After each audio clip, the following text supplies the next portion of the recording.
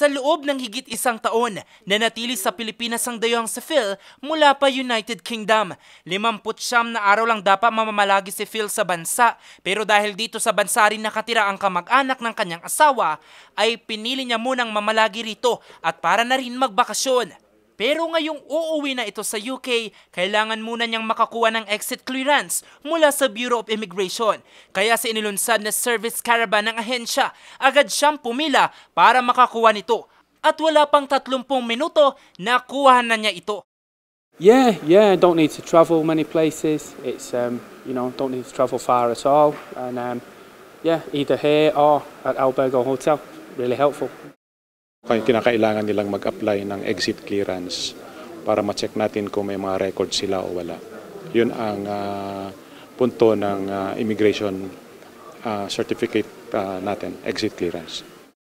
Layo ng service caravan na mailapit ang serbisyo ng ahensya sa publiko. Kabilang narito ang pagproseso ng Tourist Visa Extension, Annual Report, ECC, ACRI Card, Visa and Permits Application, Dual Citizenship, Recognition as Filipino at iba pa. Yeah, itong service caravan mas accessible na ang ating serbisyo para mas maginhawaan ang ating mga dayuhan pagdating sa pagpuproseso ng kanilang mga immigration status, lalong-lalo na sa ating mga turista.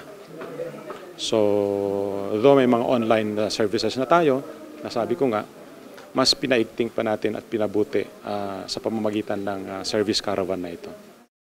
Nagbabala naman ang ahensya laban sa mga scams sa pagproseso ng mga immigration documents sa mga hindi lehitimong mga agencies.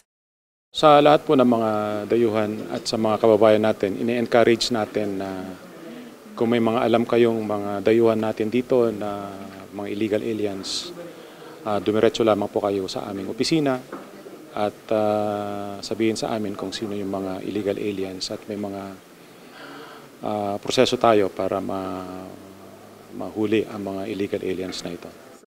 Ito na ang ikatlong service caravan ng ahensya sa bansa matapos idaos ang caravan sa Iloilo at Zamboanga. Jose Robert Invitor para sa Luzon Headlines.